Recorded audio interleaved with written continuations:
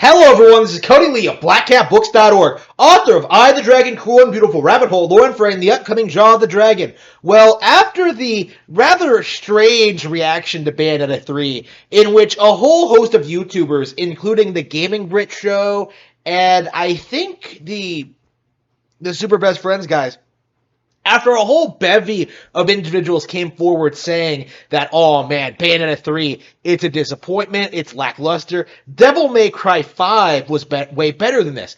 After that group of people all unanimously said the same thing, I decided it was time to go ahead, go on Steam, buy Devil May Cry 5 for like $10. It was $9.86, I believe. It was on sale.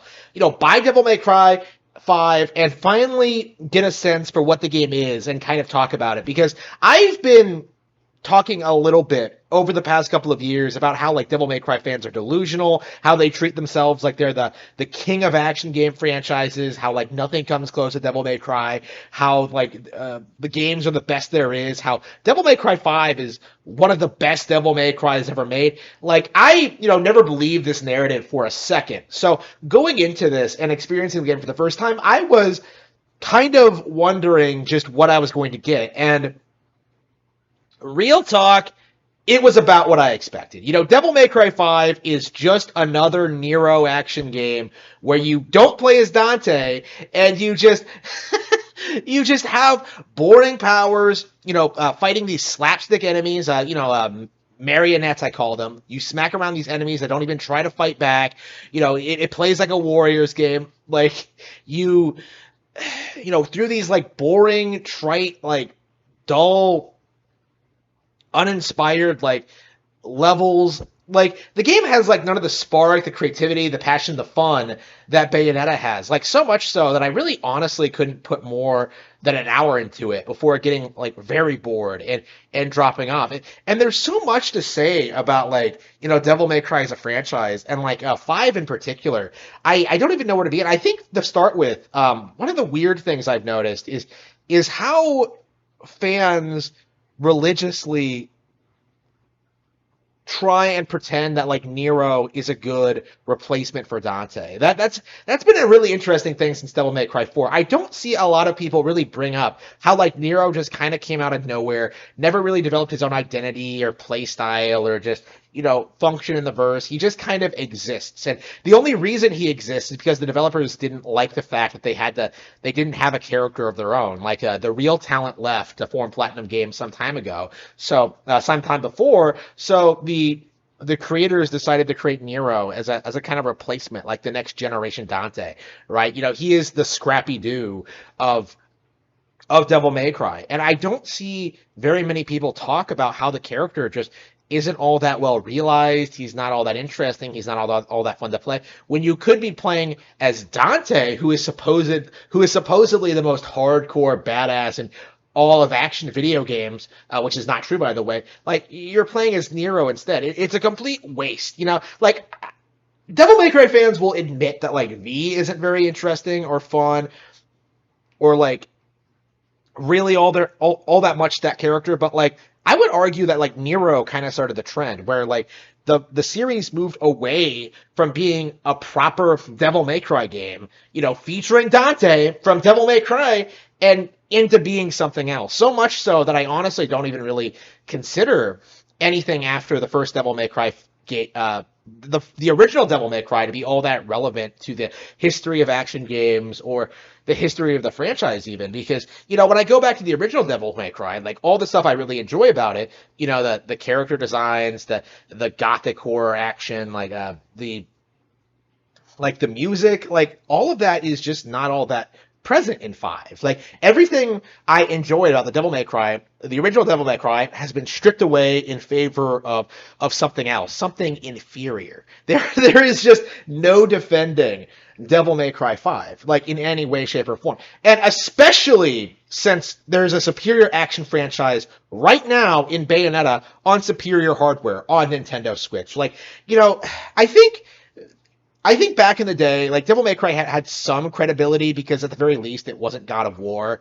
But like, I think Devil May Cry 5, this is kind of a shift in like the market direction. Considering God of War has gone down the direction it has, I think Devil May Cry is the new God of War in that sense, where it has the same like simplistic, uninspired combat mechanics, fighting these giant monsters that are all spectacle with no real creativity or like depth to the gameplay. You just mash triangle, sometimes wiggle the control stick a little bit, and Nero will do all these like super X A rank combos, right? Like there's really nothing to the game. It's just not all that interesting, not all that fun, not all that pretty to look at. Like what exactly makes the game better than Bayonetta 3? And that's it's really shocking going from Bayonetta 3 to this because, like hearing Devil May Cry fans talk about this, like hearing them like constantly pretend that like, oh, this game was a masterpiece. It's the best in the series. Bayonetta 3 can't compete. I think the opposite is true. Like Bayonetta 3 incorporates like demon summoning. It has all these crazy weapons, way better level design. It has actual like compelling gameplay variety. The different characters are way better implemented. I like Viola a lot more than I like Nero or V, right? Like the different characters just come together so well. There's so much gameplay variety in Bayonetta 3. What do you have in Devil May Cry 5? Like a triangle pressing simulator? Like come on. There's no depth to Devil May Cry. Like all you have to do is just avoid getting hit and just mash the triangle button. It's the most simple basic bitch shit imaginable. It's just embarrassing. And I think what's more embarrassing is just how many fans are like swearing by this as like the peak of action games. 10 out of 10, better than Bayonetta, better than Ninja Gaiden. Like it's the best in the series, and it's really not all that true.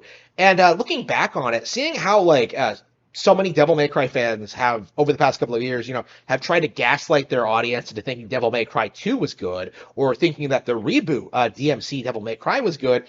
Like, I just, now that I've actually played DMC and DMC 5 and put some time into it, there's really not anything I enjoy from it other than maybe the shonen anime-esque like tone and cutscene direction.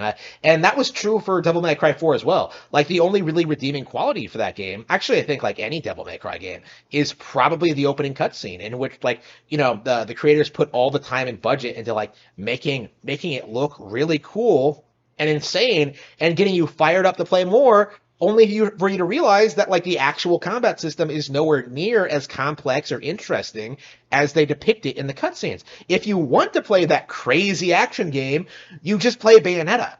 Like it's remarkable to me. Having played Bayonetta first, I think most fans of the genre played Devil May Cry 5 first before Bayonetta 3, mostly because it came out first. But like, if you played Bayonetta 3 first, and you boot up Devil May Cry 5 for the first time right now, you're going to find it like extremely limiting and boring. It has none of the personality or charm or just versatility that Bayonetta offers. Bayonetta alone offers so many more like gameplay options than a fully powered up Nero has in this game. I found myself like surprised at how like the game seems to want to be Bayonetta with the shop system and like having this girl who's apparently their take on Radon, making weapons for you. Like I was surprised at how they tried to like make Nero look way more impressive than he actually is with this robot arm, which is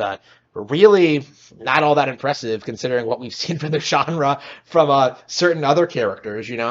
Like just compare the robot arm to like to the Sin battles in Bayonetta 3. Like the difference in like the power scaling is absurd in this game.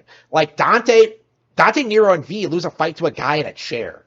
In the opening cutscene of this. Meanwhile, like Bayonetta is like teaming up against like two of her counterparts to deal with the threat to the multiverse, right?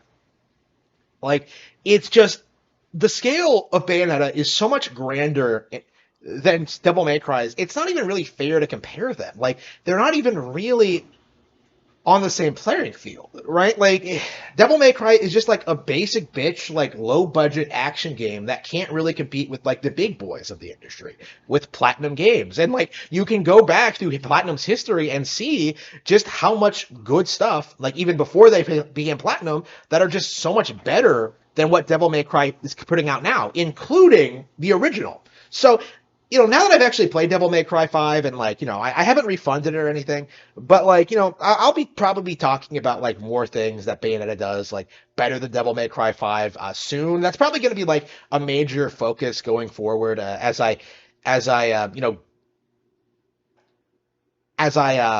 continue making video content. There's so much to talk about, I think, in this regard, but I do think that like it is ridiculous just how many people tried to convince you that Bayonetta 3 was some kind of underwhelming disappointment. When in reality, I think Devil May Cry has been that since the second game came out.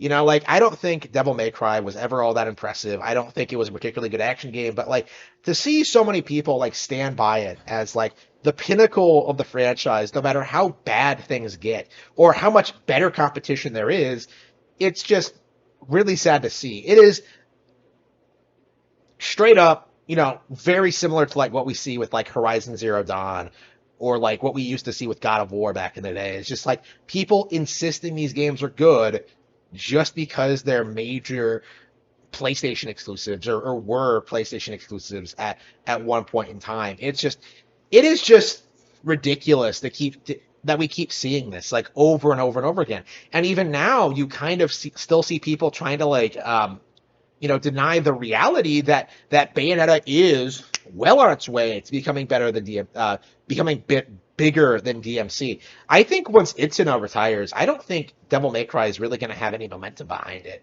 I think like once we see Devil May Cry 6 and see that Dante is not returning, I think a lot of old fans are going to be put off by that. Because the entire like brand is built on the idea of like, oh, Dante, he's so powerful, he can't be topped. He's like the Superman of Devil May Cry. The entire appeal is like the power fantasy from a bunch of basement dwelling dweebs who have never gone to a gym or really done anything with their lives. Like that is the Devil May Cry audience, and it's not going to last. I think Devil May Cry 5 is an interesting release because it's one of the very few games that really felt like in the past couple of years that felt like it had any kind of momentum behind it. But I think that was entirely because of like the series legacy and just like the obsessive nature of these people who just refuse to admit that the series has problems, and it was never what it was cracked up to be. And I seriously wonder how many more sequels this can go on before we get like a situation in which it's Bayonetta's Breath of the Wild versus Devil May Cry's Horizon Zero Dawn, And I think we're like fast approaching that sequence. Like I think the only issue we're having at this point is that like Capcom is willing to put more money into budget and visual designs. Like Bayonetta 3 does not look all that pretty, but from a gameplay perspective, it's far superior. There is no like disputing that. I'm just I'm curious when we'll see. I'm curious when exactly people are going to start like flipping on Devil May Cry and start like talking about how it's wasn't what it used to be or how it's gone downhill. Because like I think Devil May Cry is kind of in that same position that like Final Fantasy was a decade, 15 years ago, where like it wasn't good, but like a lot of fanboys were still buying the games anyway, hoping they would like improve and suddenly like put out something great. Something like Sonic the Hedgehog. That kind of thing. That's the mindset I think Devil May Cry is in, is just these obsessive fanboys who will not move on from their favorite property.